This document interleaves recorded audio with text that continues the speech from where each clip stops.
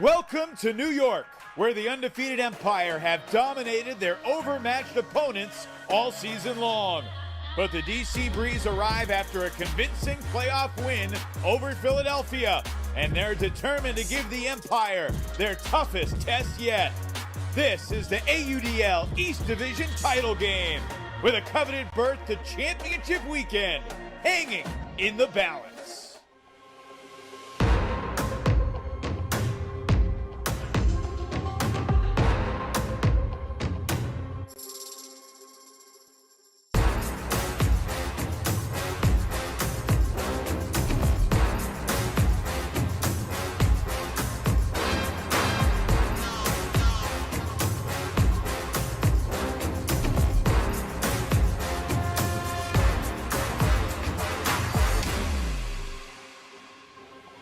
Beautiful night for Ultimate here in New York, and significant stakes as the Breeze and Empire clash in an East Division final for the first time ever. DC and New York met in the first round of the playoffs 4 years ago, but tonight a spot at championship weekend is on the line.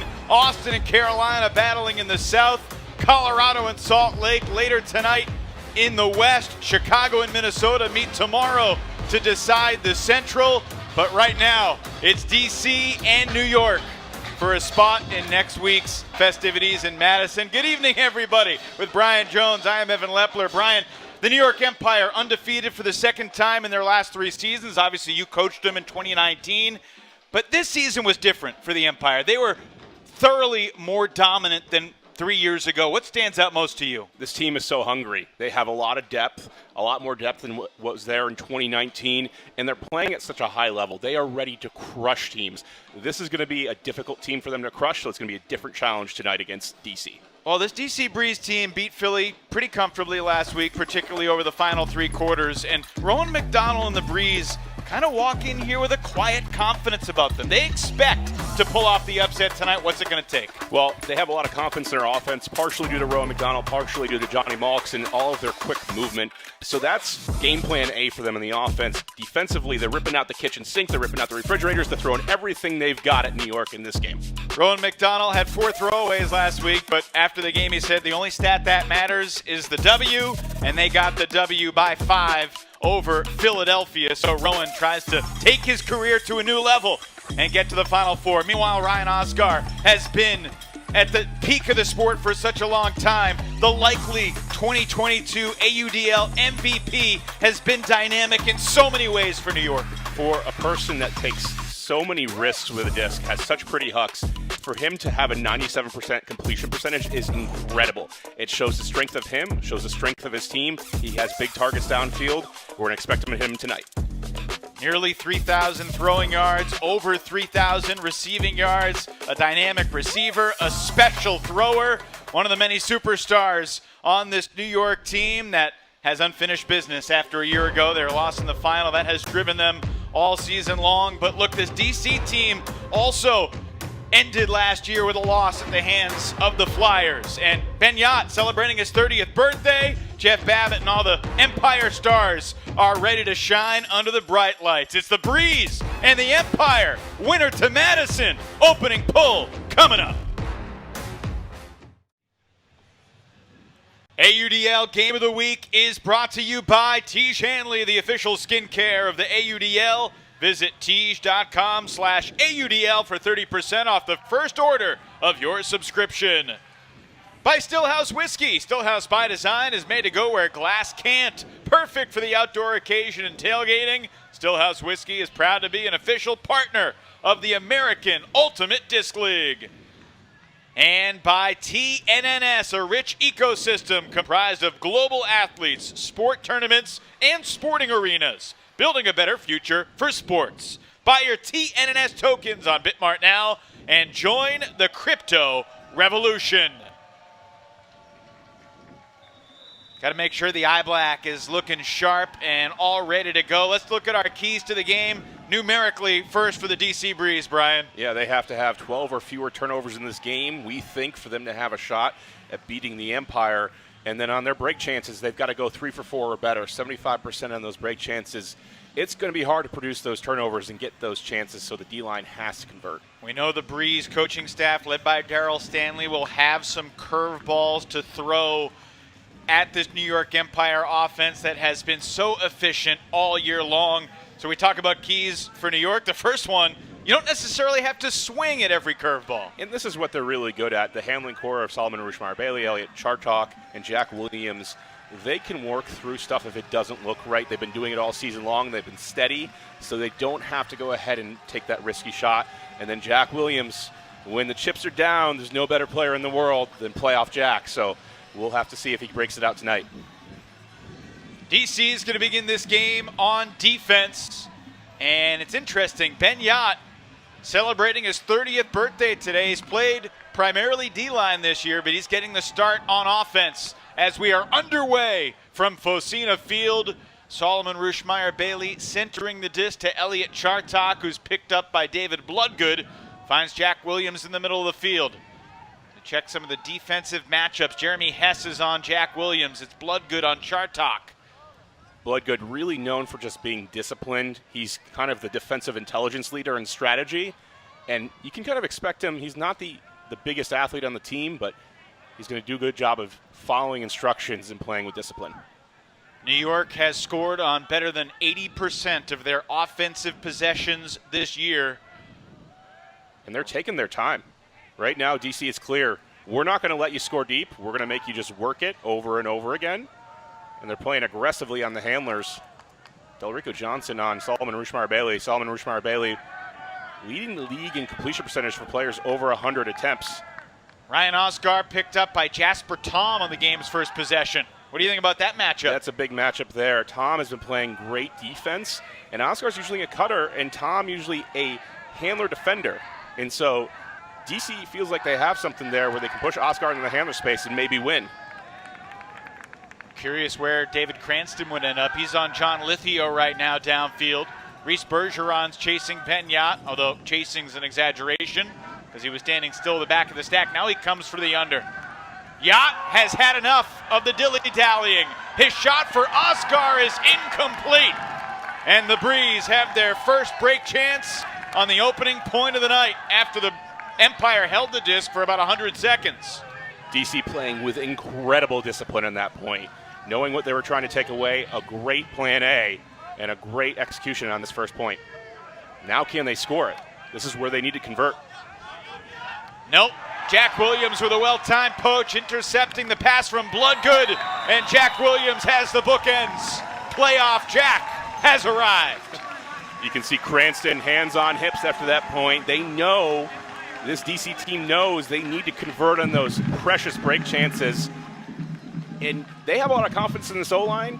It's the D-line where they're going to have to figure out and build that confidence over the course of this game. They get exactly what they want, which is Yacht hucking to Oscar deep. You usually want the reverse, but after that, a quick turnover lets the Empire survive this first point. And it's like it feels like a matter of time before the Empire get rolling a little bit more. That first point, a really good one, but you kind of have to cash in when you get those opportunities. Well, what a summer it's been for Jack Williams. Obviously has played in a lot of really big games over the course of his career. This is just another one. But he and Osgar and Yacht are exceptionally focused and hungry. Those are the words that their head coaches Charlie Hoppus and Anthony Nunez keep using. DC on offense for the first time. And Yacht back playing defense to start things off, going both ways. John Randolph, Callahan winner out of Brown University. He's on Rowan McDonald, former AUDL MVP. This DC offense has the ability to get rolling downhill and get a lot of momentum going, and we'll see if they can do that against this staunch Empire defense. Throwing through a tight window, but Whartonby connects with Monroe. What do you think about Marquez Brownlee on Johnny Malks, pushing him downfield? I think that's what you want. You want Malks to be more of a cutter. He's so deadly in the handler space, and Marquez has that wingspan to do a great job on the mark. Meeser on Nissen is really interesting. Why? Normally, Meeser's going to take the top matchup with Rowan, but John Randolph's been that college teammate with Nissen, so I wonder if there's something there saying they think they can find something with Jabron in that matchup. Knopf back for Monroe. Johnny Malks. It's kind of the main QB1 for this DCO line. Malks gets it right back. Not forcing it into the end zone. Right on the doorstep. Rowan, he thought he was in, and one official said he was.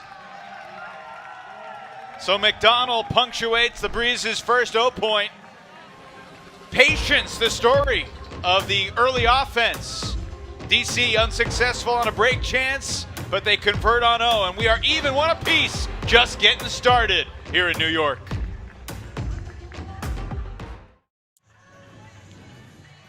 Benyat finally getting a point off after playing the first two, the first O point and the first D point for New York.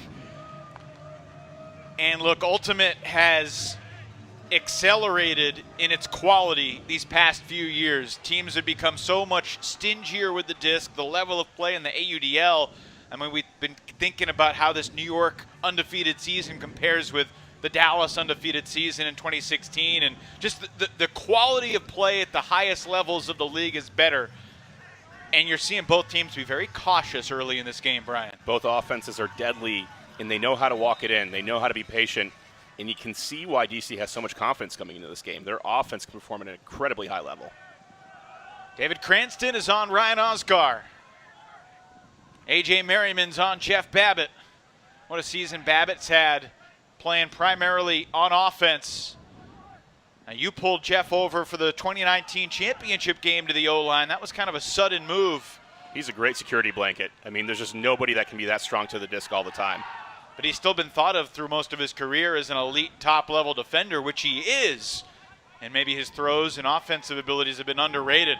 Throwing it for Lithio. He lands a step shy of the end zone. Lithio for Charles Weinberg. And one of the under-the-radar key additions for New York this year gets on the board and puts New York back in front. A better offensive point for this New York Empire team. After the first one, they really had to be super patient. This one, a little bit more flow, just in a better rhythm, being able to dissect this defense, and everybody's still kind of playing this out in the opening matchups, seeing what's going to work. We saw Tom on Oscar to begin with. We saw Cranston on Oscar on the second point. This is a game about slight things at the margin, getting the right matchup, getting the behavior you want out of the other team, and it's only going to work for so long. Both of these teams, you can tell when you watch them on the sidelines, the players are constantly talking on the offensive lines. What do we need to do better? How can we create better space? How can we attack this better? Expect both offensive lines to get into a rhythm at some point tonight. It is a truly wonderful evening for Ultimate north of New York City in New Rochelle. Nissen centers to Knopf, who delivers forehand for Johnny Malks. Matt Stevens is on the mark. Monroe to Jeff Wodach. Christian Boxley. Boxley's had a great season. He's been this player that's been breaking out for several years, but there's a lot more trust in him in the handler space this season. Knopf to McDonald. Stall count rising, and he throws it to space, and Christian Boxley saw it coming. This is so tough as a defense, and this is what makes Rowan McDonald special. He's so used to playing this New York team. He's so used to the poaches. You can see the way he rapidly gets through progressions. It's just, is this open? Not there, not there. Okay, let me throw it out to space. And the defense here for New York thinks they have him unlocked, but just a leading throw to Boxley, who's so quick in the end zone. And Boxley's defender, Ryan Holmes, did not expect this throw to go where it did. That's because all the space opened up after several decisive cuts. That's great unselfish cutting in the end zone by DC. You get a lot of rapid, really hard cuts in succession. All of a sudden the space clears up, and the defender who thinks they're good no longer is in a great position, and it just looks like an easy score. DC Breeze had just 8 turnovers last week against Philly. That's the same number of turnovers that New York had in the season opener at DC, which was the season low for the Empire. In fact, it was the lowest turnover total in Empire franchise history. The 3rd time ever that they had just 8 turns in a game. And one of those times, Brian, you remember well, the 2019 championship game against Dallas, when your Empire only had 8 turns in a game that was just a brilliant performance from so many of your championship team. Yeah, we had to have a great game against that great Dallas team who had awesome defense. Tom, this is such a fun matchup versus Oscar. He's getting Oscar to hesitate a little bit, but Oscar has a size advantage and a really good quickness, so you can see these leading passes. The team is getting comfortable to start throwing. Bergeron was running stride for stride with Weinberg. One personnel change we should discuss, DC adding Alan Kolek onto their team, and Kolek gets beat to the open side after a quick poach. Solomon Ruschmeyer-Bailey has the score. Alan Kolek gives a different wrinkle and has had so many great moments for DC through the years. Be interested to see if he can make a mark on this game by the end of the night. Timeout midway through the first. The offense is in control. Cool, calm, collected. 3-2 Empire. The DC Breeze 10-2 in the regular season. They lost to New York by 3 on opening night, and then by 4 about 5 weeks later. Darryl Stanley, the intrepid leader of this Breeze team, as he has been since 2017. Both of these teams are playing excellent defense to start out. It just hasn't come yet because these offenses are so great. And you usually say in this game, great offense, great beats great defense. There's a first DC hiccup. Wodach's throw sails on his intended target. And the Empire break immediately. Cats to Randolph. That was too easy for New York. Not what you want from DC, and this is an unforced error. As much as you want to give credit to the power of this defensive line, that's one that DC really wants back. And Wodach looking out to the side, wide open off of a poach, and just floats it too high. And from there, John Randolph seizes the moment. And he's big on celebrating. You can see how excited he gets. He knows how important it is. This is an emotional game. This is about energy. You can't just walk in here and play your C-plus game and sleepwalk through it and expect to advance the championship weekend against a great opponent. And John Randolph bringing that fire early. What an addition in the midseason John Randolph was for this New York team. I mean, adding a true diamond into this bucket of jewels that they already had. I was chatting with the strength and conditioning coach for the Empire before the game and said, anything I should know from a personal record standpoint in the weight room or anything from a strength and conditioning standpoint? And said John Randolph is blowing everybody away. One of the strongest ultimate athletes he's ever been around. Ooh, nearly a block there for Matt Stevens. Yeah, some of his teammates call him a regular old ham piston. Just has such strong legs and the ability to chop through everything. A little bit of a change-up here from New York with the second D-line. They try to roller pole, pinned him to the sideline, no double team.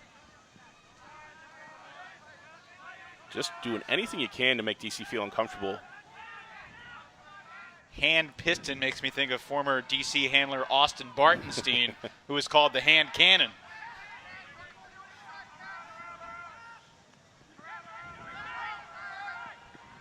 Into the end zone, McDonald for Boxley, and DC stabilizes after getting broken for the first time. Seeing Boxley in the end zone again is just no surprise. He is so deadly there. He really is. This is something where Boxley was known as a great athlete when he came in, and he's still that way, but he was a great athlete in the sense of that you kind of expected him to go deep, catch a lot of deep goals, but this performance throughout the regular season and into the playoffs now in the end zone, this is just so deadly. Almost in a way that Anders Jungst has been used for the Flyers, for Carolina. Boxley is just that end zone threat. A really good finisher for this DC team. He's got 2 goals already tonight.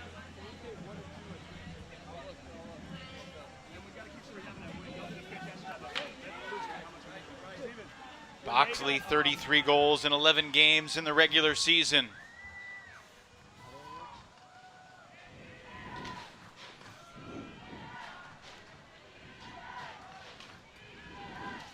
Some poaching off the start, trying to just clog things up. And Oscar's been known as a cutter, and to place Tom there, it seems like it's intentional, a part of this DC game plan, to put Oscar into the handler space. Why can't Oscar take advantage of Tom downfield?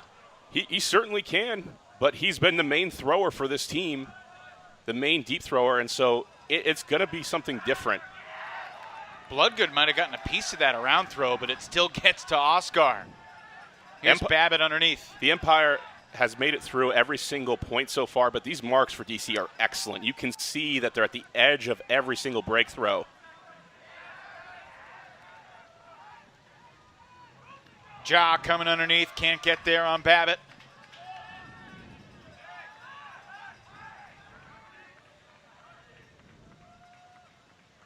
Jeremy Hess once again on Jack Williams, who throws and goes with Babbitt. Ja switches onto him. Tom sitting underneath of Oscar, really trying to fight through it, and Oscar hasn't been very involved except for the beginning of this point. And now Jack takes over near the end zone. Ruschmeyer Bailey to a wide open Jeff Babbitt.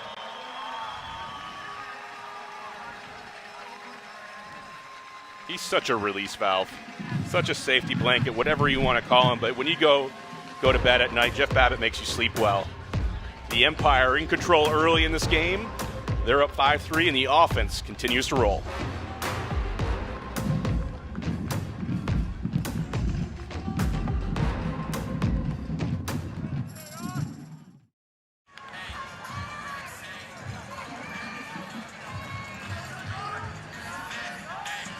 Back here at Focina Field in New Rochelle, the DC Breeze trailing the New York Empire 5-3. Winner of this game advances to the AUDL semifinals, which are scheduled for this Friday night at Breeze Stevens Field in Madison. It'll be the third time championship weekend has been in Madison, and there's really a chance to have the strongest field of competitors we've ever seen. With one team that's undefeated through the regular season, three others that are 11-1. This Randolph versus Rowan McDonald matchup is so much fun to watch. Ben Katz has the block on Tyler Monroe. What a read. Fortin to Yacht. And Yacht throws his second turnover of the quarter.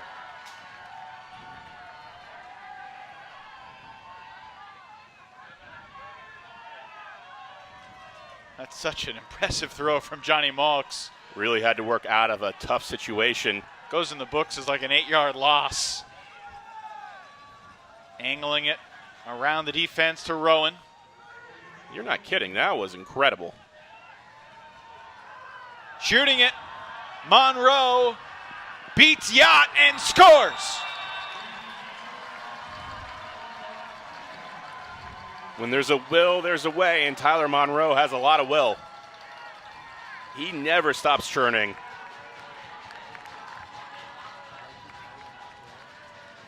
He just has an incredible motor.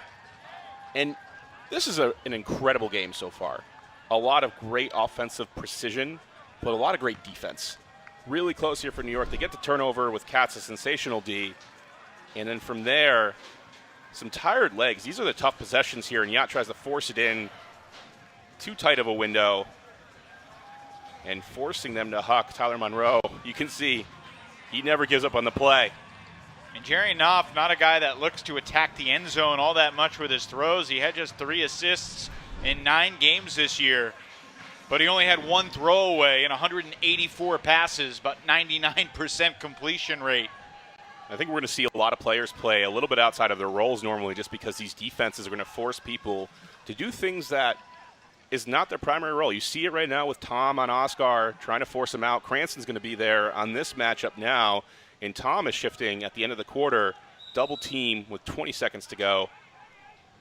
Really important the end of the night, we're going to look back at all 4 end-of-quarter situations. Can New York double its lead, or will DC have the disc down by just 1 at the start of the second? Lithia with 6 seconds goes across the field. Osgar shy of the end zone with 3. Osgar throws it high. It's tipped, and it will land out the back. And that's a win for the Breeze. They'll be down 1 after 1, but a strong defensive close to that first quarter from the DC crew. Really good first step forward. Great defense in this quarter. Right in a tight battle, and you've got to find a way to win these situations, and DC gets the first one. 1 down, 3 to go. Intense playoff ultimate. Empire have a 1-goal lead. DC starts on offense in the second. Back here at Focina Field, great crowd on hand, and we remind you that Tiege Hanley is the official skincare of the AUDL. You can visit Tiege.com/AUDL for 30% off the first order of your subscription. The 2022 East Division Championship game has New York leading by 1 after 1. This division belonged to the Toronto Rush since its inception until the New York Empire went to Toronto. They were 0-17 all time against the Rush heading into that 2018 final. And the Empire, of course, the week before they won the Monsoon. Brian, you and I called that game in D.C. But it has belonged to the Empire since. Of course, last year there was the Atlantic Division, kind of the mixture of the South and the East together. DC was the regular season champ in that division last year, but lost a playoff game at the hands of the eventual champs, the Flyers. The Empire hoping to see the Flyers again. If all the 1 seeds take care of business across the league this weekend, it'll be New York and Carolina on Friday night under the lights in Madison. Benyat launches the pull. DC on offense here to begin quarter number 2.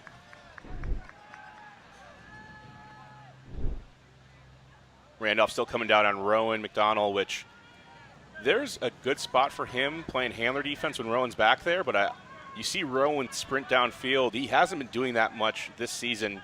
He's really been the QB1 alongside Johnny Malks at times. Randolph trying to make life difficult for him. Rowan's throw was off the mark. Not sure if he was trying to get it to Nissen or Malks. Quickly countering to the other end. And it's the veteran Mike Drost in the end zone with the second break of the day for New York. Lightning quick. Your fortune can really change in this game, especially when you get a dynamic thrower like Marquez. The tight defense pays off. Marquez gets a big paw in there. And then why not? Mike Drost, normally known for getting blocks, but knows how to come down, and a crowd with the disc as well. Rowan getting pretty close, but not the start to the second quarter that DC would want. So Marquez Brownlee, who had 3 blocks at championship weekend for the Empire last year, a big game player. Of course, you can't forget the layout he had on the decisive break where you seize control in 2019 against Dallas, that sensational layout on the reset and then the inside break throw. The D and the dime for Marquez to put the Empire up by 2 again. And then you see the second D-line here coming out for New York, which is good. You get fresh legs in there, keep everybody ready to go. Benyat stays on the field for the Empire. He's going to play a lot of points tonight, you would think. Yeah, he's 30 years young. It doesn't matter. He's ready to go. He is such a competitor. I mean, everybody on this field is right now. This DC offense has looked good at times. They've had some mistakes, some execution errors, and right here, getting close. Whartonby may have been clipped unintentionally by Antoine Davis. Grabbed at the hamstring in the back of the leg for a moment. Appears to be okay, though. Another reset error from the Breeze as Monroe's reset knocked down by Ryan Holmes. He has the quick bookends. The Empire onslaught has apparently begun. I've got to see Matt Stevens play a long time in this league, and usually we see him scoring the goals, and you usually see him in the offensive line. Holmes gets the block, and then it's a sight to see when Matt Stevens is just chucking the hammer into the end zone. This defense has been stout all game long. You see Boxley and Monroe not on the same page. Boxley hesitates a little bit, but both of these breaks on the fast break seem a great intentional strategy by New York. And this is a tough moment if you're DC. We talked to Darryl Stanley before the beginning of the game. Emotionally, what was the messaging to the team? And they kind of want to come in and say, hey, we want to act like this is our place, this is our time, and they've been really confident in their O-line, but New York can throw the first punch, and they have. And now it's a question of how do you respond. And Darryl's out there right now on the line. You got to think feet in confidence. A lot of positive self-talk. Matt Stevens, second all-time AUDL history in games played. He's fourth all-time in goals. He's just had an incredible career. This is his 15th career playoff game here tonight, Brian. Looks like DC might have taken a timeout because Darryl Stanley has been hanging out on the line with the O-line for a while, and he's basically got the same 7 O-line members out there after they just got broken on back-to-back points to begin the second quarter. To take a timeout in between points in the AUDL is so rare. You want to save those, but this means he's either seeing something or he feels like, yeah, and you can see him. He's miming out to Boxley, and if I hazard a guess, it's just that the New York defense is so close right now that it's creating miscommunication between cutters and throwers, and that means the thrower and the cutter just don't have the same read of the situation. I want to go back to the very first point of the game. Yacht hucked it too far for Osgar, and in my mind I'm thinking, would Darryl take a timeout this early? And I was wondering if the fact that his O-line literally had not taken the field to touch the disc yet to play a point, if that might have factored in the decision to not take the timeout there, because as we saw, Jack Williams poached off. They scored the quick goal much easier on the transition after the turn. I think Darryl really came into this game confident with his O-line and being able to stay with it, knowing that they had some really good change-ups they could throw. They were going to get more opportunities, and saving those timeouts for certain situations. You could make an argument to take that timeout right away and try to take the lead and seize the initiative, but it's a long game. Marquez, that mark on Malks, but Nissen's still able to get free. Nissen floats it perfectly for Monroe. Still work to do this possession, though. And in order for DC to throw some of its curveballs at New York defensively, they got to punch this in to get the D-line back on the field. And that'll work. Jock Nissen pumps his fist as he gets it into the end zone. The Breeze with their first score here in the second quarter. Seems like if DC is going to continue to hold out, Nissen's going to be a big part of this. Nissen is such a dynamic player. Having coached against him, he's got the length, he's got the throws, and he's got the athleticism. So playing very well in space. You can see New York, they feel like they have good matchups on Malks. They feel like they have good matchups in Rowan. And you just got to find a way to score some easy goals, and this Nissen makes it easy. Jock going against his college teammate, who he competed with all spring. John Randolph and Jock Nissen, teammates at Brown University. They went all the way to the finals, where they ultimately finished in second place, losing to the University of North Carolina. Dark Side winning its third title in the last 5 years. Really physical play downfield, fall on Weinberg. I mean, that's expected in this type of matchup. And seeing Jack come into the backfield this early kind of shows you that they're feeling a little bit of the pressure from DC. It's a pick called on New York. It looks like Osgar is going to keep the disc. Let me just quickly run through the statistics for Ryan Osgar this year, Brian. I mean, he really was scintillating. He played all 12 games, 26 goals, 67 assists, 97.5% completion rate, and he hucked the disc 22 times. 21 of those 22 hucks were completed. And one of them was a drop. He has been sensational.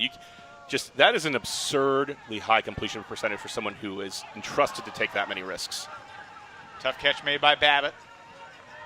Back to Williams. Oscar finished number 2 in the league in assists to Salt Lake's Jordan Kerr. Oscar's completion percentage is easily the best of anyone in the top 20 in the league in assists. The Empire have not been hucking it except for the first point, which was a turnover. You can tell they're ready to work it. And this is a scary team if they haven't hucked it yet. This is partially the DC game plan and partially them being stingy, knowing they have to hold out here against a great team. Williams for Weinberg. He'll take it in for the Empire score. Just an incredible break thrower as Ryan Oscar. This has been great defense by DC, but it doesn't matter. Oscar with the pinpoint accuracy. The offense continues to hold for New York. They're up 8-5.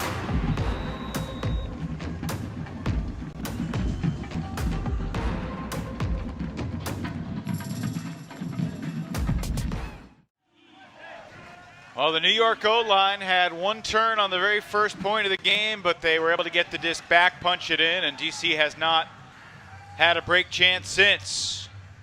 It's an 8-5 lead for the undefeated New York Empire. The roller pole is an interesting look here because it's either going to be a turn or an easy possession, and they've been able to make life difficult for DC. Stall count rising on Rowan. He gets the reset back to Knopf. Knopf will swing the angle. Whartonby has tons of time over there.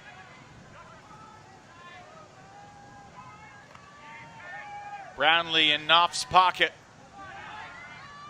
Working with Whartonby in the backfield. Johnny Malks not on the field this particular O-point. Basically have 8 primary O-line guys. The way the Breeze roll it, usually one every 7 or 8 points. Johnny won't be out there.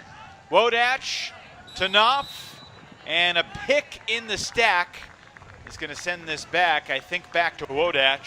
That's huge. It looked like DC was well on their way to scoring a pretty easy one. They had flow started. Now you get to reset, and this is what makes Nissen so tough in these spaces. Nissen! Not sure if you felt the footsteps of Mike Drost coming from the opposite direction, but Nissen attacked it well to bring DC back within 2. This is just such a hard place to play defense. Katz is an excellent defender, knows how to play the space as well. It takes an excellent throw, but Nissen's still able to get open. And part of this is the elegant design of this DC offense. You see how much space Nissen has to work with. Drost and Katz can read the play as well as anyone, but it's just too far out. And that's how DC structurally makes the game look easy. Brian, if you were coaching the Breeze, what types of things would you do to try and rattle New York offensively here? I think they've come out with an excellent plan A. You start to see they're not letting New York huck freely. They're making them force it to work through everything. The difference in this game is that the New York D-line has punched first. And so now there's that pressure on the O-line to be perfect, and that's a hard place to be in. Huck for Babbitt. Frederick Farah there defensively, and Babbitt reads it well. Farah activated this week, just 21 years old, turned 21 earlier this month. Babbitt, tight space near the end zone and out of bounds. Rushmeyer Bailey ruled out by the sideline official. We'll certainly take another look at it, but DC has just its second break chance here. Darryl Stanley is side by side with the official on the far sideline. This is why you activate Alan Kolick, though. And with the stall count getting closer to 5, Stanley takes the timeout. It'll be his final timeout of the half. He used the other one after they got broken on back-to-back points. Take a look at this play. Watching it live, Brian, I got to say I thought he was in, but the official had a better perspective than I did. Babbitt goes up against Farah. Farah, like you said, was put in for this game, but we see this throw close. But I agree with you. I thought, let's see. Right on the line. Impossible to tell from that angle. Those are always a tough call.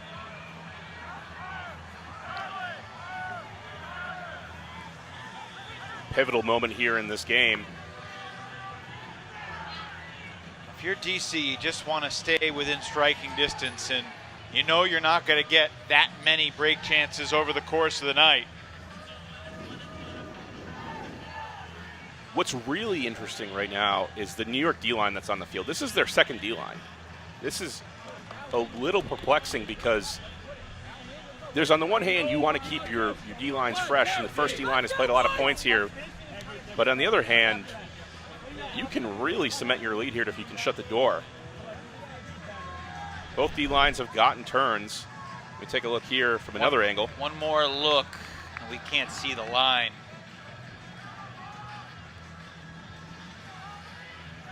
He was forced out. He has an argument for that.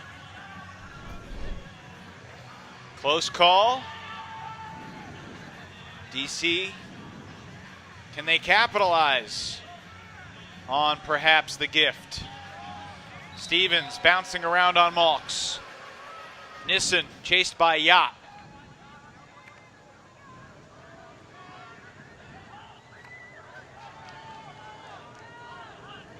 Boxley back for Nissen.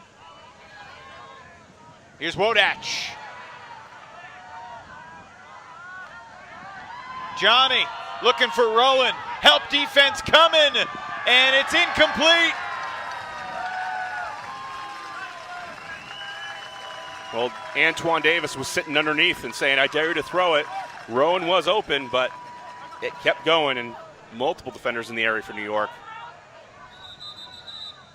And Charlie Hoppus is going to take the timeout, going the other way to get the New York O back on the field. We haven't been seeing Rowan go deep that much this season. He's really been back there as that QB1. And putting the second D-line, trusting your fresh legs, works out for New York. All right, this point began with 6 minutes and 30 seconds on the second quarter clock. And it's still going. New York with its second chance to hold with a 2-point lead. 2 timeouts on this point. DC unable to convert its break chance. The Breeze now 0 for 2 on break chances, while the Empire have 3 breaks and a 2-point lead.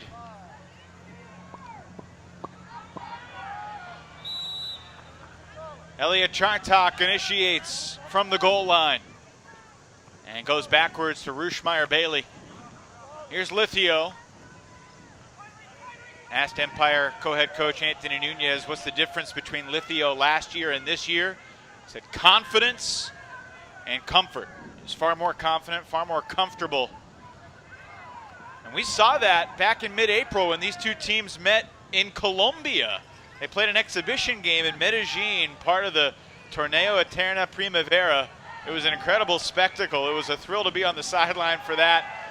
Ultimately, expecting a game like this would be inevitable with very different stakes, very different intensity. Yeah, we knew this would be the matchup this season.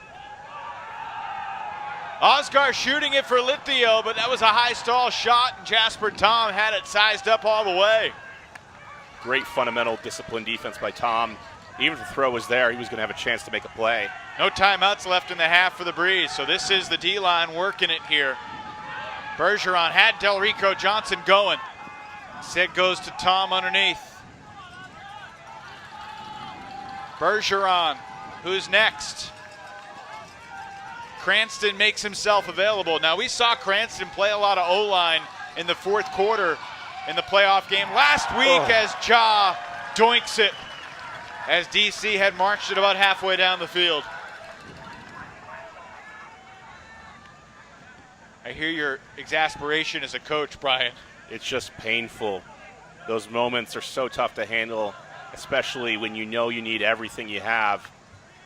We talked about that D-line conversion percentage, and right now the Empire are running downhill. Williams to Babbitt. 2 guys who just have a knack for being open by miles. You let up for 1 second and the train just gets on a roll. These break throwers on both teams, but seeing the athletes you can throw to, the throwers that you have in the Empire, and a long point. Tom plays excellent defense, and Ja, he definitely wants this one back. And a little bit of riser, but Still got to make that catch, especially in a game with this level of stakes. And Williams, Look at how open Jack is and then how open Babbitt gets at the end of the play. they make it look easy. Like I said, you let up for 1 second, and that's a long point. Don't fault the D-line for getting a little tired, but you had to have that one. Including the regular season, Brian, that's Jeff Babbitt's 50th goal of the year. It's his second of the night. He had 50 goals in a 14-game regular season back in 2017. But his most prolific offensive season of his career, the 28-year-old UMass alum. Johnny Malks again staring at Marquez Brownlee.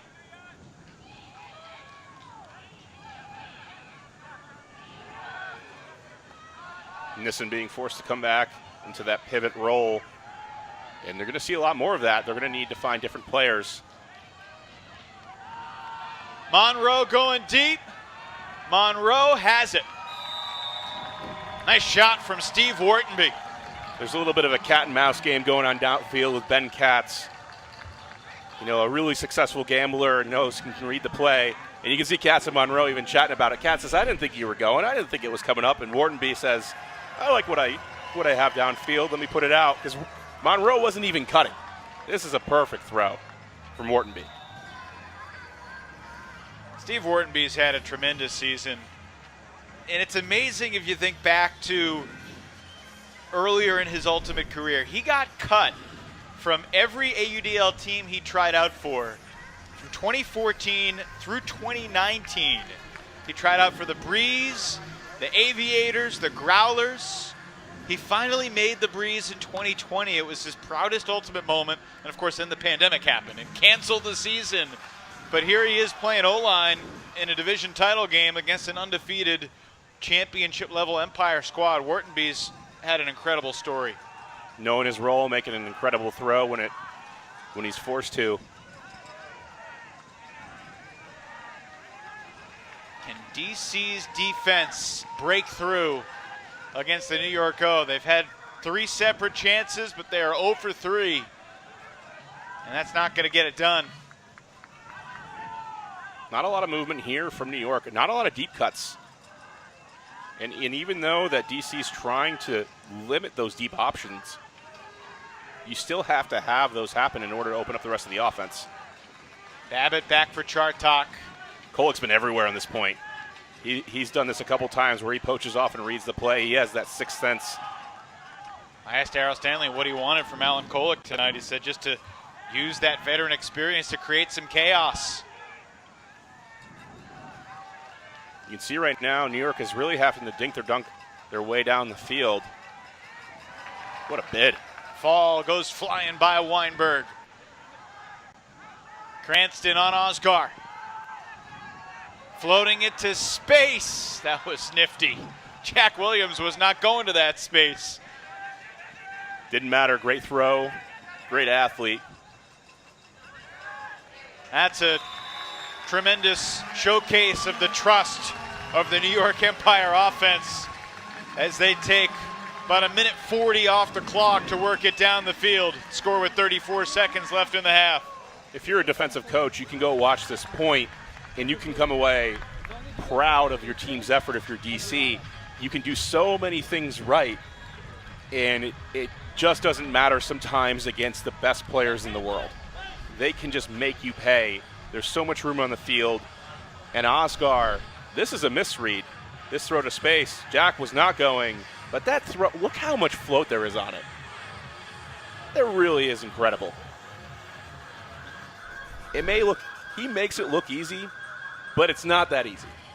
That's a turnover for the vast majority of the league. Now, you've coached in this league, Brian, for many years. 34 seconds left. What's going through your mind as an offense? How rushed do we have to be? Don't have to be that rushed. You want to hit open hands and just keep the disc moving. I think a lot of teams look for the shot a little bit too early. You can get close to running your normal offense, and if you're the defensive side, you're trying to slow them down, make them go backwards. This is where DC is so deadly, because they can break to both sides of the field, great lateral movement. Good marking by Meeser, but Wodach with the underneath gets Flo, and Babbitt out there on Wodach playing his first D point of the game. John Randolph just sticking to Rowan McDonald like glue. 15 seconds in the half. Floater to the middle, finds Boxley.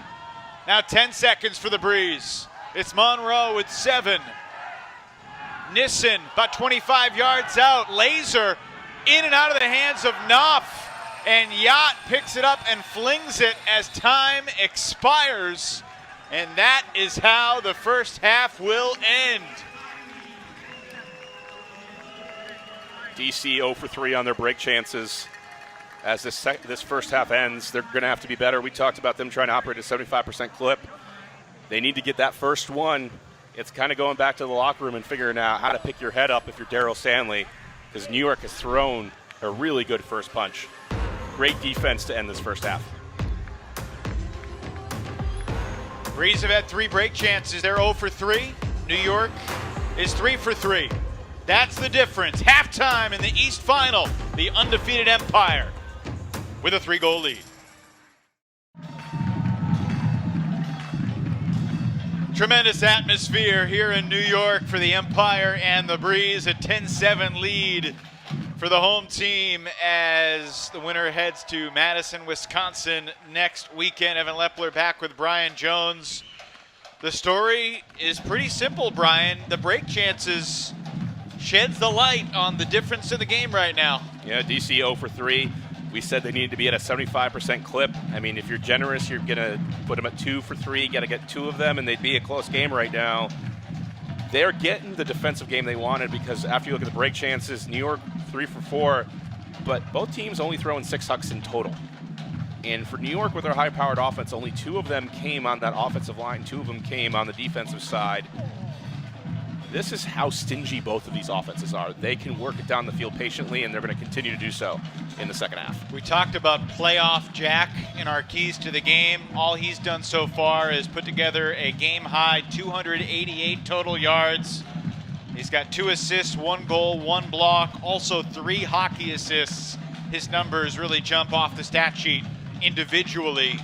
And look, the Empire will receive to start the third quarter with a chance to extend the lead to 4. DC has never been to championship weekend before. Rowan McDonald and the rest of the Breeze Brain Trust hoping to change that. It's going to require a crazy second half comeback because the favorites, the undefeated Empire, have a 3-goal lead at the break.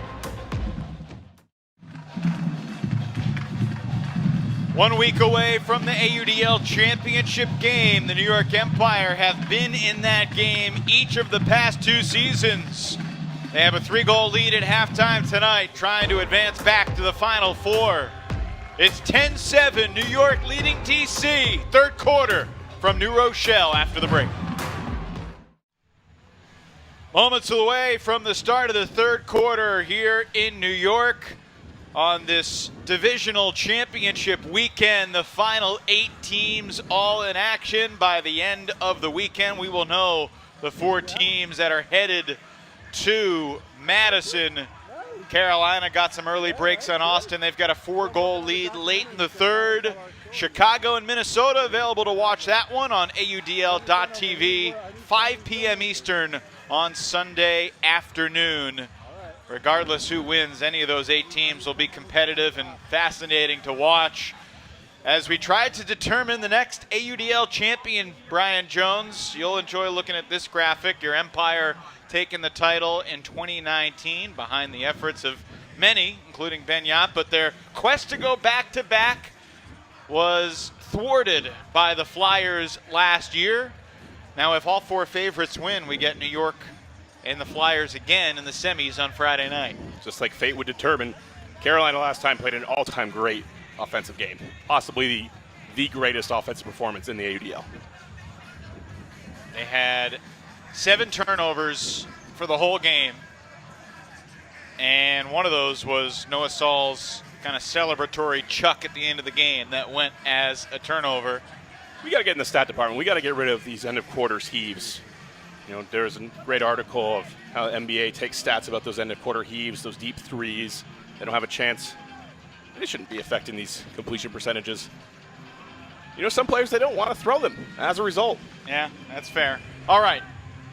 Keys to the second half for both teams. What you got? New York, it's more of the same. Maybe a little bit more defensive pressure, but you're in cruise control. Huck, a floater. Oscar and Tom, although the defenders giving him company, and it's Merriman that comes flying in. A.J. Merriman with the block, and will the Breeze convert their first break of the game to start this third period? New York's been so stingy, but they haven't been connecting well on Hucks. Stall count rising, shooting it deep. Reese Bergeron in the deep space, can't get it. What a defensive recovery by Charles Weinberg right there. Difficult shot by Merriman, put it out to space to an athlete like Bergeron, and Weinberg takes the right position. Bergeron has to be regretting that break chance. They need to get on the board. Still 0 for 4. Not going to do it against a team like New York. Here's Lithio double teamed. You want to see the Breeze use more double teams on the sidelines in the second half? I think mixing them in is great. They've been doing it a little bit, but you got to do something different and keep New York on their toes, because they can work their way through it over and over again. Oh, wow. Williams saves the day on an errant reset that I think was intended for Rushmeyer Bailey. Delrico Johnson playing really physical in the reset space. Another errant throw from Yacht, but it's saved by Lithio. What a kooky possession to start this third quarter, and it ends with a Lithio hammer to Oscar, who's a little hobbled as he walks off the field. Not necessarily a great sign there, and just creating it sloppy right off the bat. I should say walking a little gingerly as he walks off the field. Far from hobbled. Largest lead of the game for New York. A lot to unpack from those first couple minutes of the second half. Well, DC made it chaotic, and sometimes chaotic is good, and this is a little bit of chaotic bad. They just haven't been able to land that punch back. They've gotten some opportunities, some excellent defense here. They get a Huck to Oscar, and then Weinberg rescues them. The Huck from Merriman was just a little bit short. And then behind throw, doesn't matter. Jack's there to clean it up. Why not? Couple throws cleaned up on this point, including that one from Lithio, who then drops the hammer over the top to Oscar. Watch Oscar here. Just steps on himself a little bit. You know, I think he'll be fine. Keep our eye on that. DC already close in the red zone.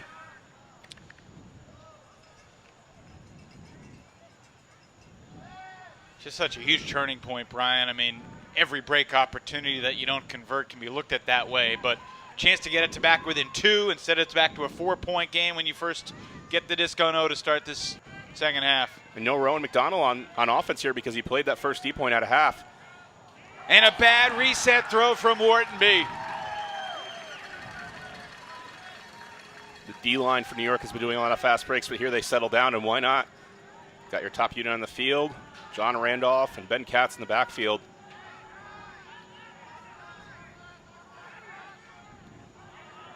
Katz and Randolph working together. Here's Antoine Davis, who was going against the New York Empire in the playoffs last year in a wild game as a member of the Atlanta Hustle. He's really played his role exceptionally well. He understands that he's going to get back, and he just provides free resets. Acrobatic grab there from Bradley, and then Meeser makes a leaping snag, shooting it deep. Testing Malks. Mike Drost is there! It's another New York break. Second of the day for Mike Drost. And the hits just keep on coming. If you're DC, this is not the start you wanted the second half. You almost had your dream beginning, your dream comeback. Had a chance to punch in a break, and now a reset error that's maybe a result of some tired legs and decision-making. No Rowan McDonald on the field. And Meeser, not known to be a hucker, hangs this one up, but why not? Mike Drost, the vet. He's got great hands.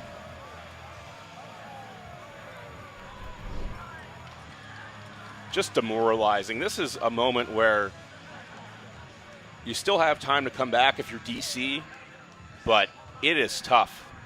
You knew you had to play a great offensive game. You knew you had to play a good defensive game in order to win this one. And nothing has gone your way defensively, and offensively it's starting to get tired. We use the words like momentum, but really what we mean is just a loss of confidence that can occur when you know you need to play perfect. That's a hard mentality to be in. That's well said, Brian. And now the mentality of being down by 5. Was that clean? Ethan Fortin thought he had it, but he's going to be called for pass interference. You could tell he's not reacting too poorly to it, so there was definitely some contact.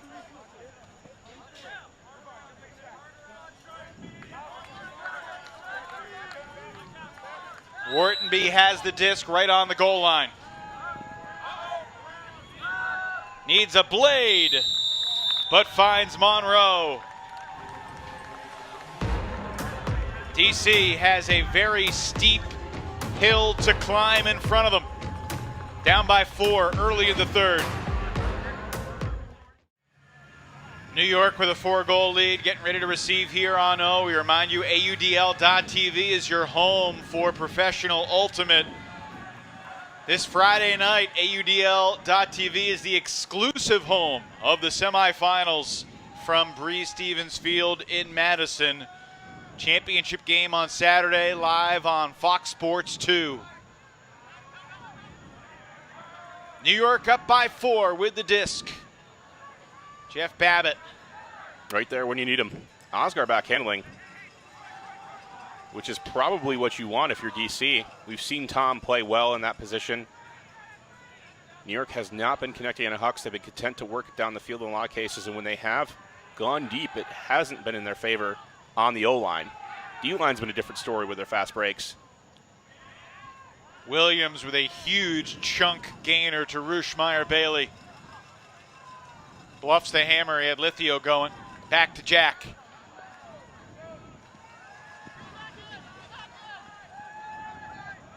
Weinberg for Williams. Vertical stack in the middle of the field, creating space on both sidelines, and that handler movement is so tough to stop. Rushmeyer-Bailey for Oscar, and the Empire back up 5. DC practices against this handler movement all the time. Their team runs something similar, but New York has been absolutely deadly in the red zone this season. Top in the league, and you can see why. It's not just Jack Williams. It's not just Ryan Oscar. Saul Rushmeyer-Bailey has a lot to do with this. Weinberg getting involved. All of these players know how to play with each other in small spaces and just get that nice natural continuation. Turns a difficult throw, once you get the first one, to something really easy. Rushmeyer-Bailey there just got a little bit lost in the shuffle from Delrico Johnson. These types of spaces just, it's a defensive nightmare to try to coach against this. Both sides. You're not exaggerating. You actually have nightmares about that offensive I wake up in set, some cold sweats trying to figure out how to deal with some of these players, yes.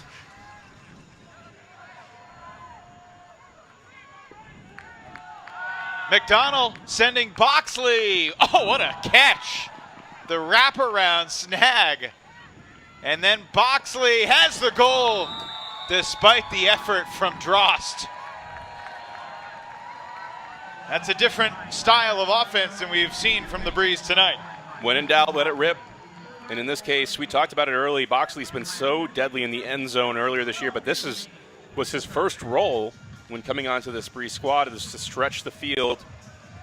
And this DC team doesn't love to throw hucks, but with the defensive pressure that's on them in this game, they're going to be forced to.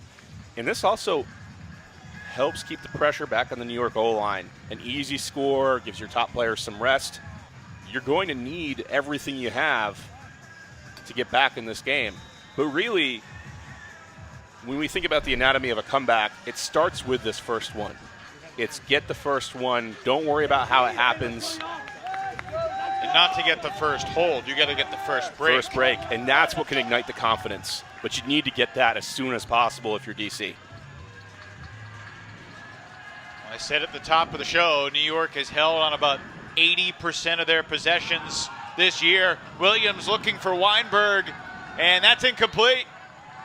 Weinberg couldn't find it. He was looking on the other side of the field, thinking the Huck would come in a different way. He was open. New York has not been broken tonight, but here's another chance for DC.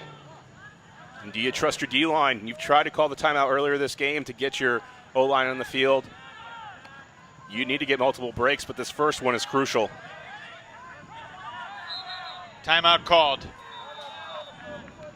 Alan Kolick with a look on his face. I've been an O-line handler for decades where I was comfortable with the disc at stall 5, stall 6, but different story tonight. Another break chance for the Breeze. They trail by 4. 5:15 left in the third. Well, deep shot here from Jack Williams, and Weinberg wasn't expecting it, didn't see it. And the DC Breeze have the disc after the timeout from Darryl Stanley. They're going to go back to the Huck here. I mean, you see Jack and the rest of the Empire O-line talking it over. What do you expect here from the Breeze offense? I think for them, it's just any way, anyhow. I don't expect them to huck this unless it's wide open by 10, 15 yards. It's either Rowan taking the shot or nobody taking the shot. You got to find a way to work this one at any cost. It doesn't matter how tired you get, because you just get one and it breathes new life into the team.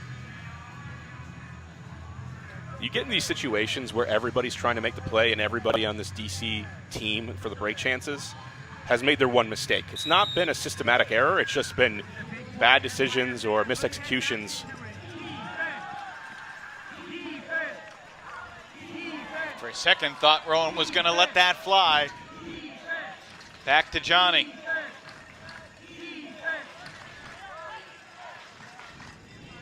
Boxley gets it back for McDonald. Second D-line out here for New York. It worked out the last time. They got the turn.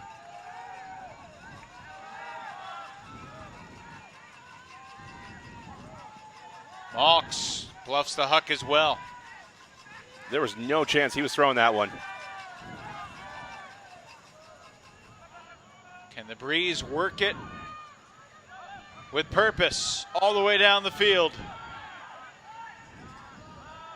Nissen beats Randolph, his college teammate.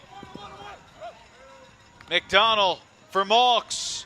DC Breeze in the end zone with their first break of the night here in New York. The first one is the toughest, and this was not an easy O point, but DC is used to doing this, working methodically up the field. They had some opportunities to throw deep that they wisely looked off, and trusting your multiple QB1s. I mean, we talk about Rowan being a QB1, Malks being a QB1, Nissen can be a QB1. There's a lot of great handlers on this Breeze team, and you can see the way they attack ruthlessly with efficiency, always finding the open hands. And that's the start. That's the first one. One at a time. One at a time. Well, he's currently a podcaster. Johnny and Rowan hosting their one throw at a time podcast. And pretty good analysis right there.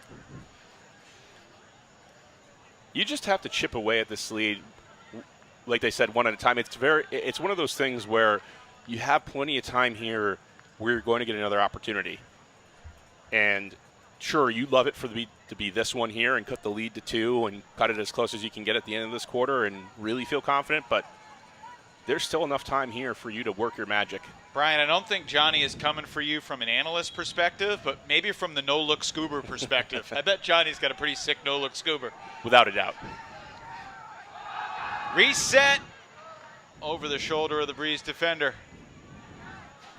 New York with these space throws, they can just do it to every single one of their players.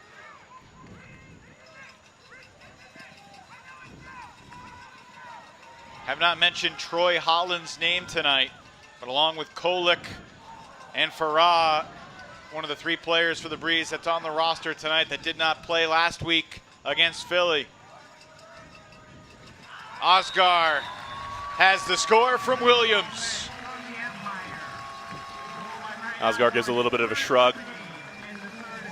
They make it look easy in the red zone. It's really tough Again, you just can't talk about it enough. These two teams in the red zone are just incredibly difficult because they can move it laterally so well, they can throw it to space very well, and they have the athletes you can trust even when you make a mistake.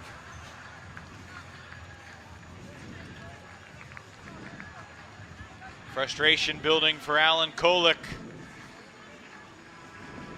To your point, Brian, New York 87% in the red zone this year. That was number 1 in the league. I don't know if there's ever been a better mark. Teams' offenses have the advantage, unquestionably, in this league, but to see that high, 9 out of 10 almost, it means you're hoping and praying for something to happen as opposed to being able to make it happen if you're an opposing defense. We discussed the different level of New York dominance this year. Their 12 wins were by a grand total of 100 goals, about an average of 8.5 goals per game was the margin. They had 5 double-digit wins.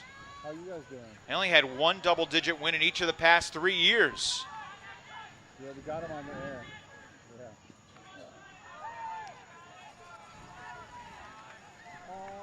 Maybe not. Maybe they might not. Here's Johnny Malks. Because it's on FS2. Somebody has to have FS2. But like Chrissy might have FS2. Fox Sports 2.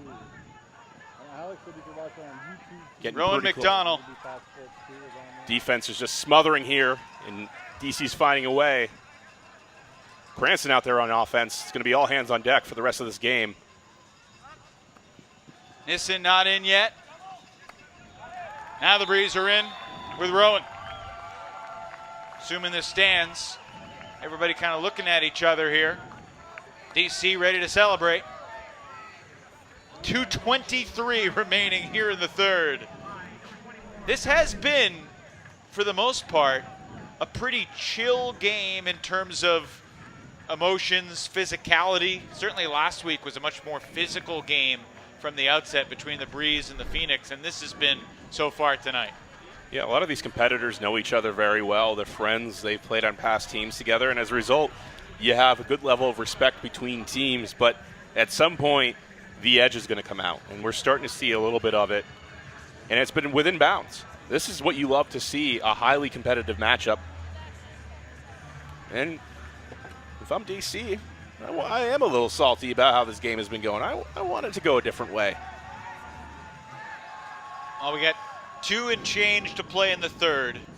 DC's down by 3. They will receive to start the fourth. Rowan on the field and Jack getting involved early. Osgar's going deep. Tom chasing. Osgar elevates for the score. Williams to Osgar. About as good as it gets right now in the UDL. That opportunity has been available all game long. Tom has been forcing Osgar out, but New York just hasn't been calibrating their hucks until playoff Jack comes in picture.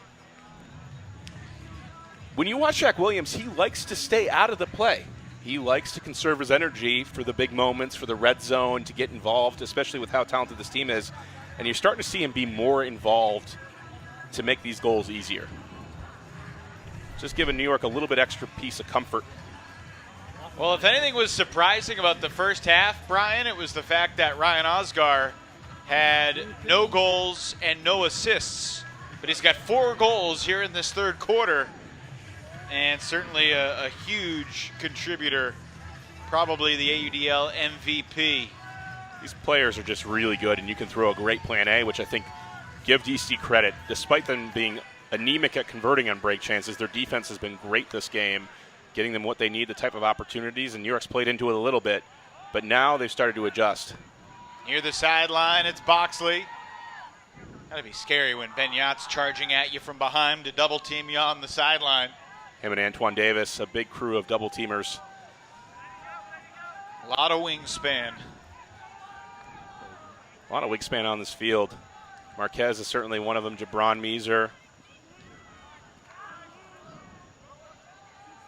Malks resets for McDonald. It's really what you need to cover a team like DC. The wingspan makes all the difference because it just pushes the throws slightly out of reach in some occasions. And we saw some missed throws earlier.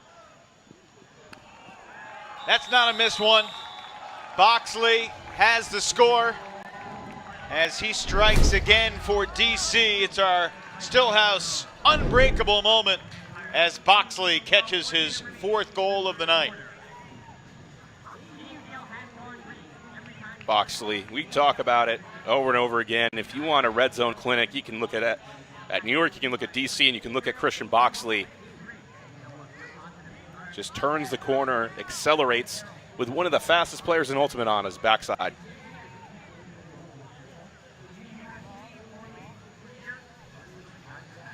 All right, Brian, 1 minute to play in the third. A 3-goal game. If you're the coach in New York, which is an experience you've had before, how quickly do you want to score here? Do you want to try and bleed the whole clock? What are you thinking? I just want to score. I trust my defense. Just try to score. You got plenty of time here with a minute. You don't need to rush it whatsoever. You can be patient. Do you want to bleed the clock? You could, and it would be ideal, but I'd rather just score. I don't want to get in a situation where I'm taking a shot that's contested or a jump ball with 5 seconds to go. I want to walk it into the end zone. And they're trying to run a dominator right now, but really great defense. And they haven't gained very many yards, and now there's only 26 seconds left. Well, the question looming here, will DC have the disc with a chance to get to within 2 to start the 4th quarter? Big bid there by Kolick. 10 seconds. A gainer, Rushmeyer Bailey with 7. And it's intercepted by Jaw. Near midfield, DC not going to use the timeout, getting the deep shot up. Kolick going deep, and it's caught by the Breeze. Musa Jaw has the buzzer beater.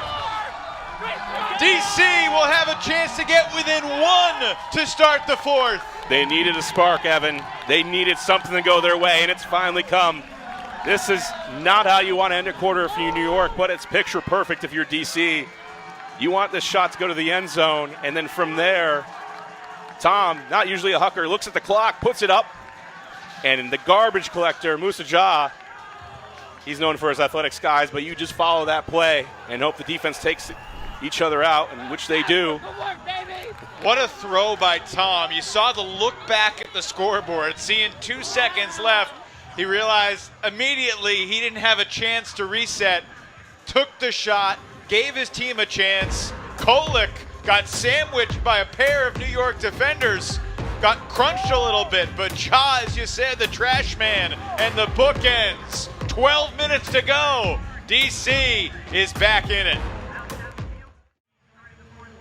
The New York Empire with a disastrous sequence to end that 3rd quarter. The Breeze back within 2. They'll start this final period on offense. And we got to take a trip down memory lane, Brian. Through the years, New York and DC have played so many close games. 2016, Matt Kerrigan catching the game winner in double overtime to win in DC. 1 year later, the Breeze, another 1-goal win. These two teams have played 11 one-goal games since 2014. This one in 2018, Jeff Babbitt skying over the crowd. Of course, Jack Williams caught the game winner in 2019. He also caught the game winner on opening night in 2021. And we have ourselves a game with DC with the disc to bring it within 1. This is what you needed after this game had not been going your way. And now you have new life. It's a question of, does this also wake up the New York defense?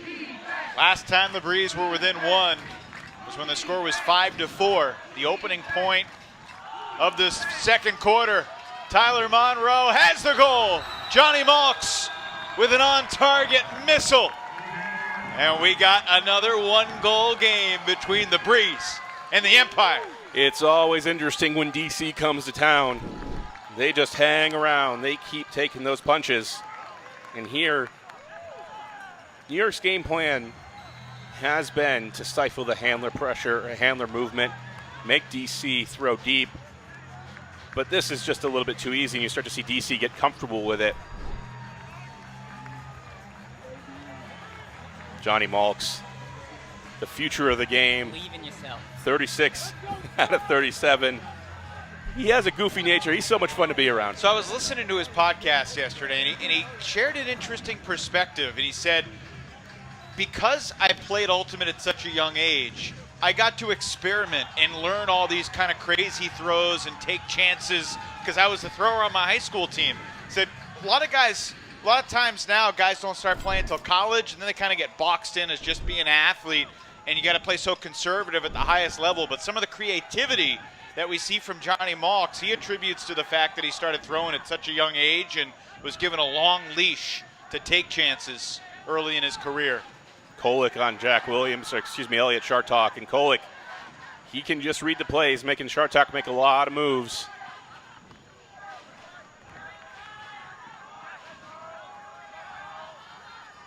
DC's getting close. They're hunting for those blocks. What's the pressure like here for this New York O-line compared to earlier in the game? It's a little bit different, but DC's been playing an excellent defensive game. New York's been forced to work through it. They haven't had too many one-throw possessions. Babbitt going deep. This is a floater from Oscar. It's a pack, and it is going to be intercepted. 4 players tumble. I think we got an injury. Weinberg grabbing the back of his leg. The DC Breeze, though, have the disc with a chance to tie here in the 4th. Oscar has been so good this season, but he wants to throw back. You have Babbitt going deep, and he just hangs this one, puts it too much in the middle of the field. If that's down the line, that's a goal. And just too many players in the pack. We're used to seeing Jeff Babbitt sky piles, but that's too much to rely on right there.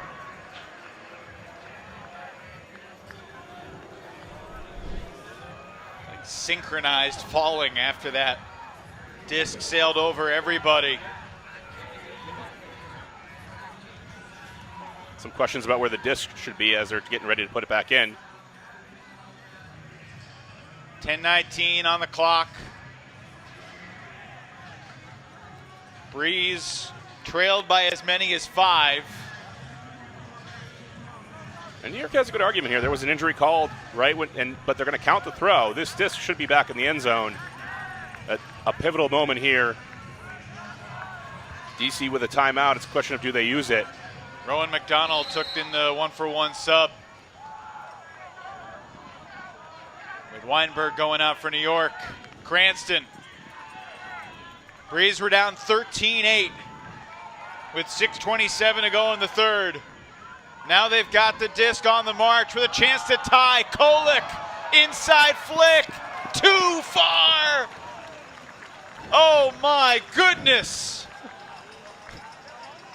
Kolick's thrown that many times in his career, and at one point you could argue with him being a top 5 thrower in the game. That one really ambitious for the moment. Almost looked like it was going to be perfect. And you don't want to give New York too many second chances if you're DC. Will they get another chance, Brian, to tie the game? The Breeze defensive intensity continues to be stout. A lot of flat marks here, not allowing any clean huck looks. And New York has the handlers to do it, but they're getting tired. Floater, McDonald blocks it away from Oscar. That was all desire right there from Rowan. Rowan McDonald's been working on that defensive side of his game after the injury a couple years ago. It's hard to come over as an offensive player, but big moments for big players. Darryl Stanley did not take the timeout. A stall was called to Stanley's utter disbelief. That felt like a fast one. And now this game is really heating up. We talked about it being respectful, and it's still in that realm. I'm not throwing shade at anybody, but it was bound to be this way. These two teams. 4 turnovers on this point. Breeze have had 2 chances to tie. Back in the hands of Oscar. Hits Williams. Oscar for Yacht, yes sir. Marathon point won by New York. Took 3 minutes and 26 seconds off the clock, and DC missed a pair of gargantuan chances. Oh boy.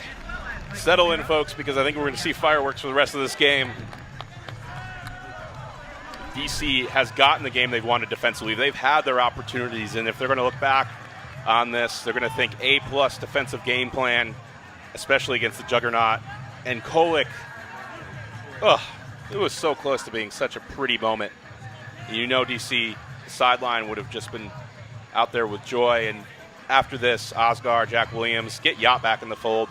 You know, moving Yacht to D-line was an experiment that this New York team did, partially because they thought they could bring Jeff Babbitt over. He could be the safety net, but I'm thinking Ben Yacht's probably going to play the rest of this game on offense.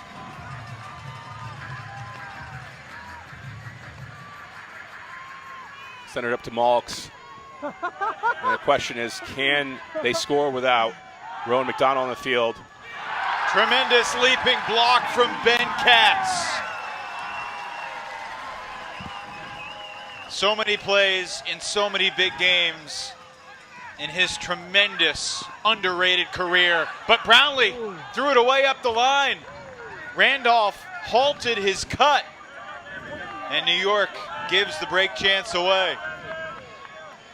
DC still hanging around.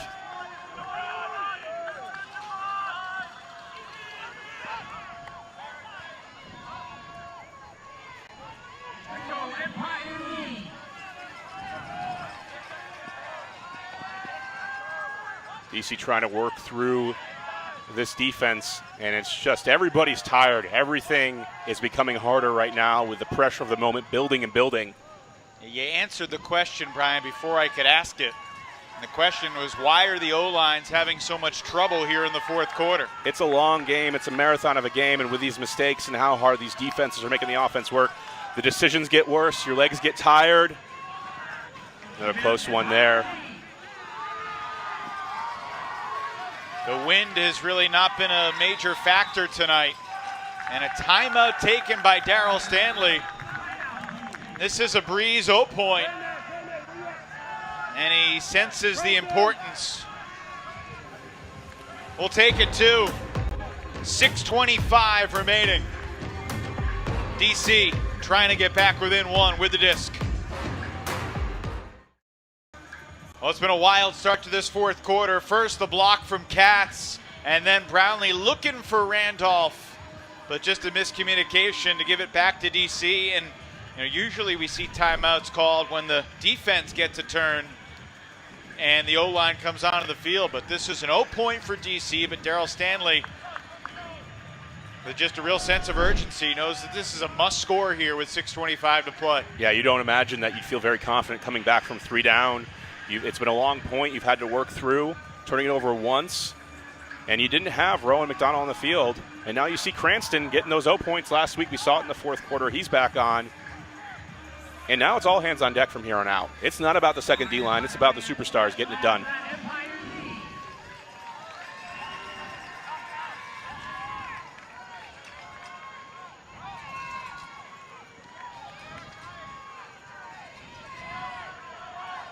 DC Breeze have never held a lead in this game. They had a break chance on the very first point of the first quarter, but could not cash in. A little blade to McDonald there. You don't teach that. Oh. Not at all. But it's working by any means necessary. DC is so stingy. And this New York defense is giving a ton of pressure. And DC continues to work through it, continues to churn. McDonald up the line for Knopf. Knopf wanted a foul on the mark from Randolph, didn't get it. There's a lot of traffic near that front pylon, but it works, and Johnny Malks with as big a show of an emotion that you get from that young man. Breeze back within 1, 5.5 to play. You didn't think that the fate of the DC offense would rest on Knopf, but in these moments, when the pressure builds, you get performances from athletes that haven't been featured. Because New York's focused on taking away Rowan, taking away Malks, and leaving Knopf open enough to touch the disc and just be steady, and that's what's required of him. This is finished off by Tyler Monroe and Johnny Malks, but Knopf doing a great job of filling in there. You need those performances in these moments. Jeremy Knopf, 28 for 28 with his passes in this game. 26-year-old out of the University of Maryland, where he played for Darryl Stanley. Part of that Maryland team that went to nationals. DC knows they need one more break. No timeouts left. So you're going to dance with the one that brung you at this point. From a coaching standpoint, Brian, are you thinking about crossing anybody over from D to O or O to D here down the stretch? If I'm DC, I'm throwing everything I got in every single point. It's about this point and only this point every single time, because I'm not going down thinking I could have played my best players anymore. For New York, Benyat is back on the field on offense. He's not leaving that for the rest of the game. This is what you can ask for. Two of the top teams in the league, only one of them can make it to the Final Four. One goal game, under 5 minutes to play.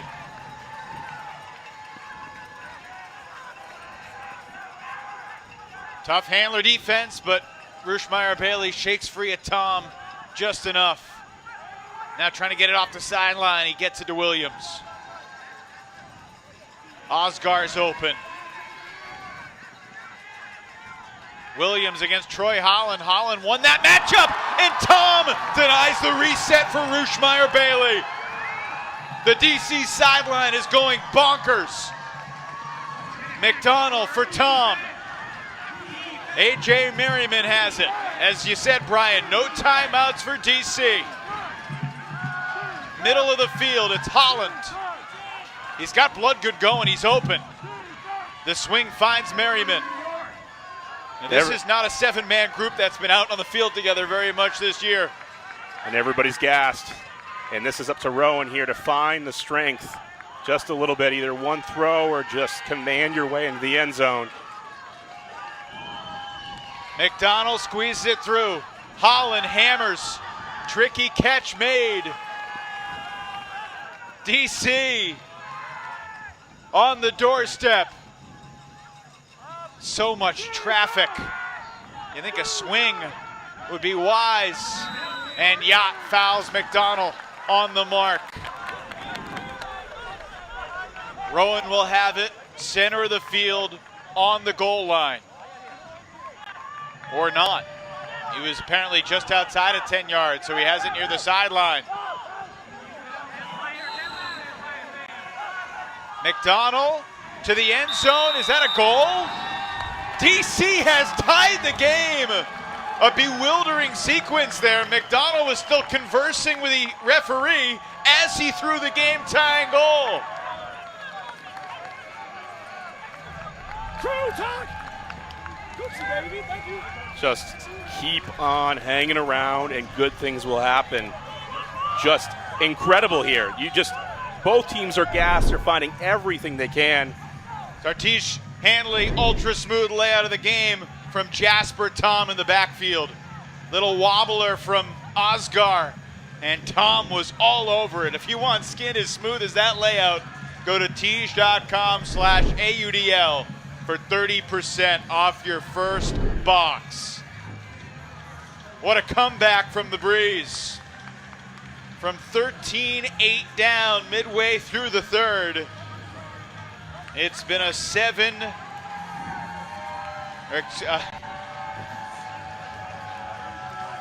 with math, so it's been an 8-3 run.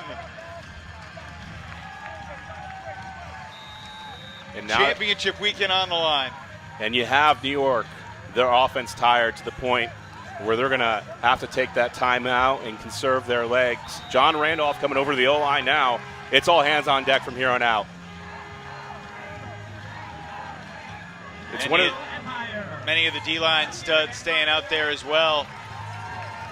That's a Breeze cheering section that made the trip, making a lot of noise, just like the Phoenix fans did at DC last Saturday night.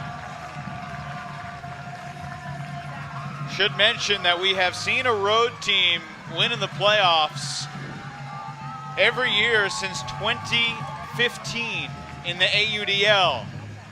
Hasn't happened yet in this particular playoffs.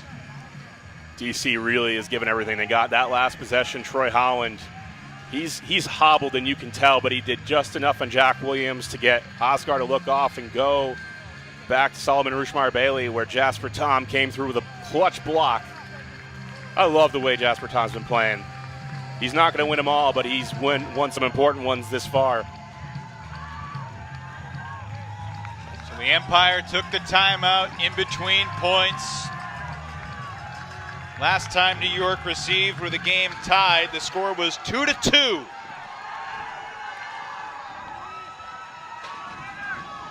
Oscar with 2.5 minutes remaining in the fourth. Lithio hits Randolph coming under. Jack Williams.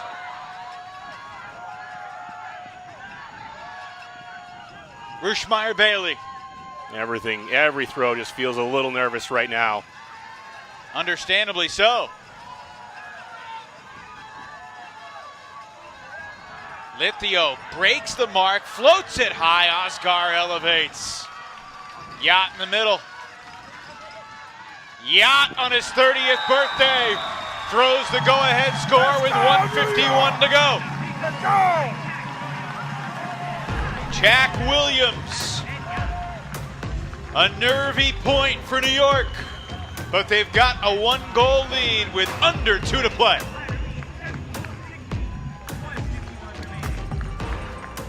Here we go, Black. Out of date, fellas. New York with a 1-goal lead, pulling here with 1:51 remaining. The DC Breeze did not convert any of their break chances in the first half, but they are 3 for 6 here in the second half.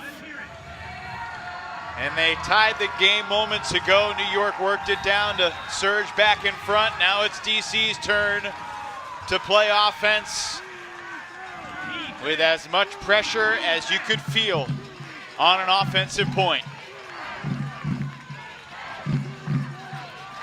Monroe with a stall count rising, forces it up the line and somehow finds Boxley, who throws across the field to a wide open Jeff Wodash. Sometimes you take the risks and you come ever so close to a block, and then after that, that's the risk you take, and it just leaves it wide open for the offense. Oh, so close. It's taken everything everybody's got. The margins are so thin in these moments. And then you may want DC to huck it. You don't want to have him huck it like that. Nobody within 20 yards of Jeff Wodach.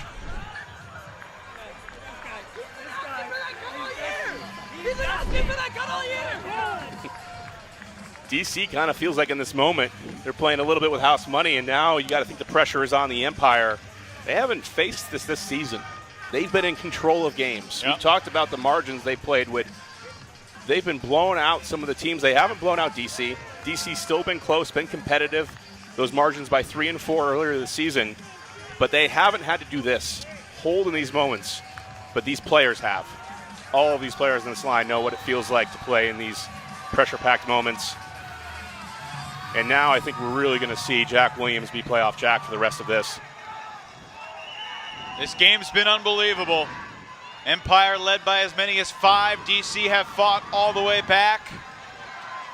We're tied with 1 minute remaining in regulation. Winner to Madison, loser watches from afar in disappointment. Yacht downfield for Lithio. Open side, Ryan Oscar is in for New York.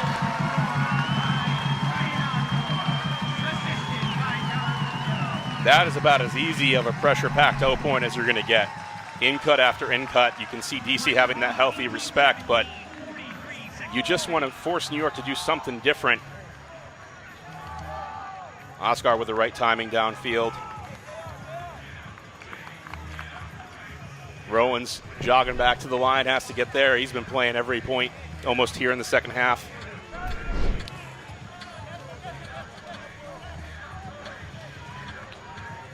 got to score here with 43 seconds. You can run a normal offensive point, but if you're New York, you also have a chance to punch your ticket right here and right now. You would think one block here for the Empire would probably get the job done. Of course, we've seen crazy stuff the end of games, especially at this stadium, through the years. Jeff Babbitt out there on defense, along with Yacht, Randolph, Davis, Jack Williams as well. Breeze sticking with the 7 that brung him on 0. Malks, Nissen, Whartonby, McDonald, Wodash, Monroe, and Boxley. DC needs to score. 30 seconds left. Yacht comes up empty, flailing for the block on McDonald. Back for Rowan, shooting it deep. Boxley gets the score. Babbitt peeled off, but Boxley read it best.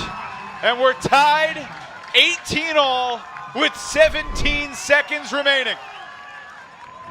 Evan, it's scary hours out there. Any way you put it up here at this point, especially with Jeff Babbitt lurking, but Rowan McDonald puts this out perfectly. And Boxley with the right read. Doesn't go up early. That's clutch. And this brings back memories to playoffs from last year, where New York beat Atlanta on a walk-off shot from Jack Williams to Ryan Osgar.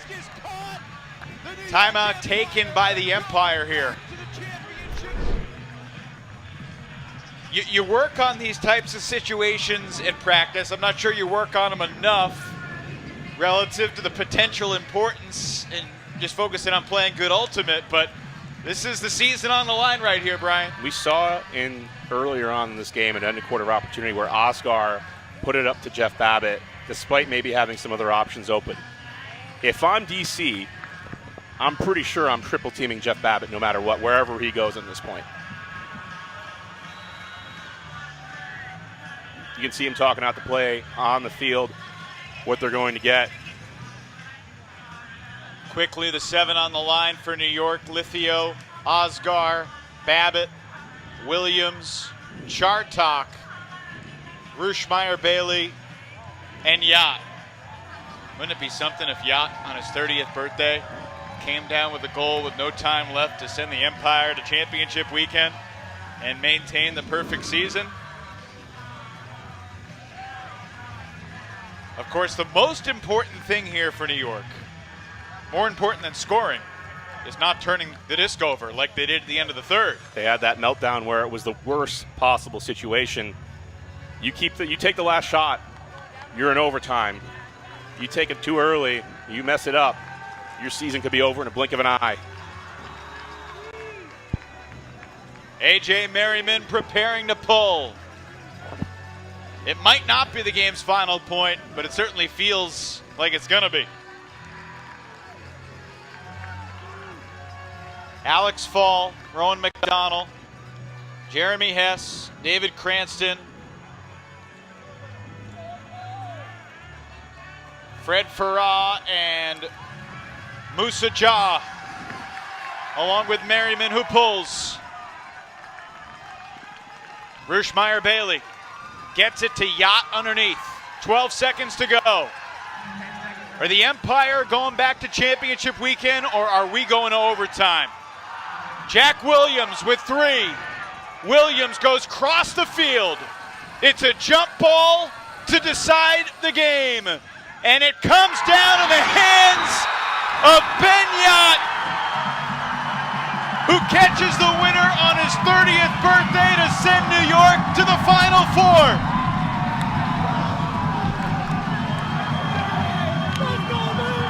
You almost can't believe the story because it felt so possible and inevitable, but New York 19, DC 18.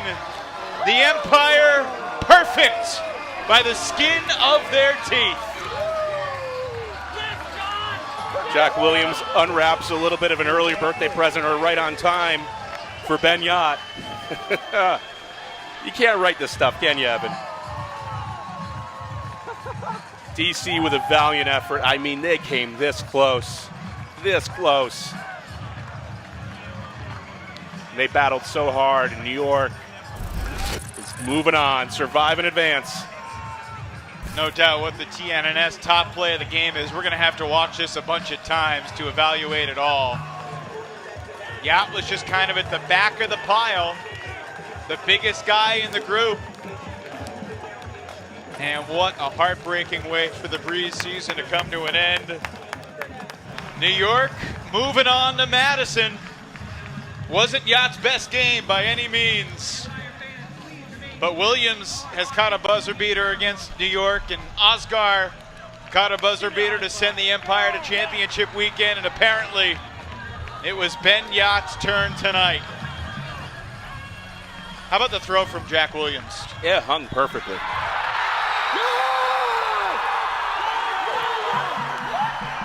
The right amount of spin, not afraid to throw the 50-50 ball to the other side of the field.